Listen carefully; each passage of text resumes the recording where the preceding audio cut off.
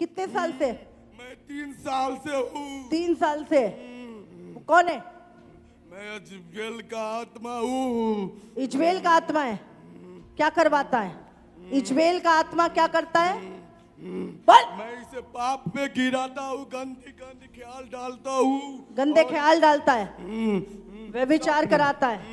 सपने में मैं अटैक करता हूँ लड़कियों के द्वारा। आप सभी ने वीडियो में देखा कि इजेबेल की आत्मा कैसे लोगों को भरमाती है और कैसे सभी लोगों को विभिन्न प्रकार के पापों में गिराती है। तो चलिए इस विषय में हमारे पवित्र शास्त्र बाइबल क्या कहता है देखते हैं। प्रकाशित वाक्य 2 अध्याय का 20 पद।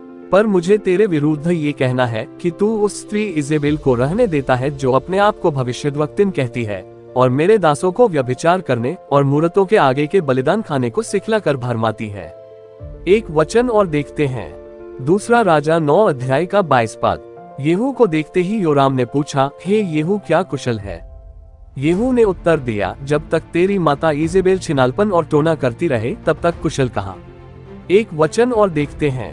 पहला राजा 18 का 4 पद। ओबद्याह तो यहोवा का भय यहाँ तक मानता था कि जब इजेबेल यहोवा के नबियों को नाश करती थी तब ओबद्याह ने 100 नबियों को लेकर 50-50 करके गुफाओं में छिपा रखा और अन्न जल देकर उनका पालन पोषण करता रहा।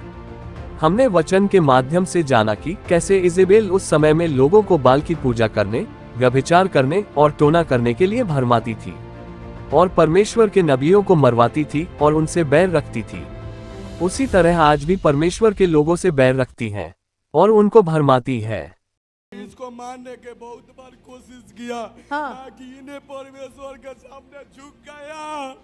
ये जानता है कि परमेश्वर वो जीवित है। इसको मारने की कोशिश की लेकिन प्रभु ने बचा लिया इसे, क्योंकि इससे पश्चाताप कर लिया, इसीलिए ये बच जाता है, नहीं तो तू मार देता इसे। हम सभी ने देखा कि कैसे इस भाई को इजेबेल की आत्मा ने मारने की योजना बना ली थी, लेकिन इस भाई ने परमेश्वर और प्रभु यीशु मसीह के सामने झुका और पश्चाताप किया, जिसके वजह से वो बच गया। तो चलिए वचन के माध्यम से जानते हैं पश्चाताप के विषय में। प्रेरितों के काम 5 अध्याय का 31 पद। परमेश्वर ने उसे अपने दाहिने हाथ पर राजकुमार और उद्धारकर्ता के रूप में प्रतिष्ठित किया ताकि वो इसराइल को पश्चाताप की ओर ले जाए और उनके पापों को क्षमा करे। अगला वचन और देखते हैं। प्रेरितों के काम 20 अध्याय का 21 पद। मैंने यहूदियों और यूनानियों दोनों को ये घोषित किया है कि उन्हें पश्चाताप करते हुए परमेश्वर की ओर मुड़ना चाहिए और हमारे प्रभु यीशु पर विश्वास करना चाहिए। हमने वचन के माध्यम से जाना कि पश्चाताप के द्वारा और प्रभु की ओर फिरने से बड़े पापों की क्षमा हो जाती है और शैतान के चंगुल से आजादी मिल जाती है। कहाँ से आया? मैं नरक से आया हूँ। नरक से आया है? नरक। और तुम्हें इसको मारने के लिए असाइनमेंट दी गई शैतान के द्वारा। हाँ, और भी बहुत लोगों को दी हुई है। हाँ, बहुत लोगों को। हाँ, कि पहले इसे पाप में डालो, व्यभिचार में डालो और इसको मारो। हाँ, शैतान देता है असाइनमेंट, क्योंकि ये प्रभु को उतना वचन का नहीं जानता था, इसलिए मैं इसको अटैक करके इसको मैं बर्बाद कर रहा हूँ। हमने वीडियो में देखा कि कैसे इस भाई को वचन के कमी के कारण शैतान बर्बाद कर रहा था।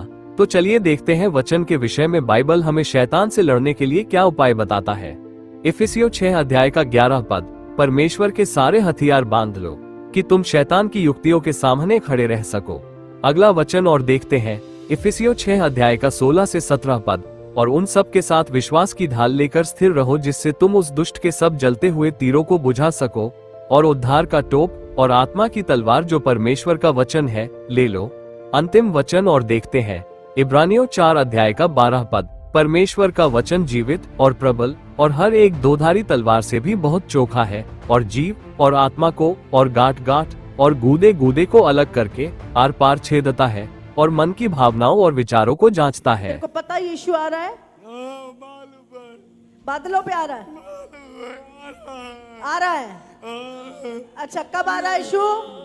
बहुत जल्दी आ रहा है। बहुत जल्दी आ रहा है। अच्छा, क्या करने आ रहा है? वो अपने विश्वासियों को ले जाने आ रहा है। विश्वासियों को ले जाने आ रहा है और मुझको नाश करने के लिए। तुझे शैतान नाश करने के लिए आ रहा है। हमेशा के लिए, हमेशा के लिए नाश करने के लिए आ रहा है तुझे। हाँ, आप सभी ने वीडियो में देखा कि इस भाई के द्वारा शैतान कैसे प्रभु यीशु मसीह का आगमन और उसके आने की वजह को और अपने विनाश को प्रकट कर रही है। तो चलिए वचन के माध्यम से देखते हैं इन सभी बातों को। प्रकाशित वाक्य 3 अध्याय का 11 पद। मैं शीघ्र ही आने वाला हूँ, जो कुछ तेरे पास है उसे थोमे रह कि कोई तेरा मुकुट छीन न ले। अगला वचन और देखते हैं। प्रकाशित वाक्य 22 अध्याय का 12 से 13 पद तक। देख, मैं शीघ्र आने वाला हूँ और हर एक के काम के अनुसार बदला देने के लिए प्रतिफल मेरे पास है। मैं अल्फा और ओमेगा, पहला और पिछला, आदि और अंत हूँ। हमने वचन के माध्यम से प्रभु के आगमन को देखा। अब विश्वासियों को ले जाने के बारे में देखते हैं। मत्ती 25 अध्याय का 34 पद। तब राजा अपनी दाहिनी ओर वालों से कहेगा, हे मेरे पिता के धन्य लोगों, आओ उस राज्य के अधिकारी हो जाओ जो जगत के आदि से तुम्हारे लिए तैयार किया हुआ है। एक वचन और देखते हैं। यूहन्ना 3 अध्याय का 16 पद।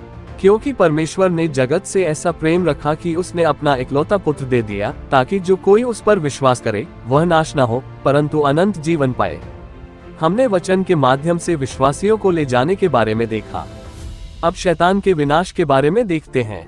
प्रकाशित वाक्य 20 अध्याय का 10 पद। और उनका भरमाने वाला शैतान आग और गंधक की उस झील में, जिसमें वह पशु और झूठा भविष्यद्वक्ता भी होगा, डाल दिया जाएगा और वे रात दिन युगानुयुग पीड़ा में तड़पते रहेंगे।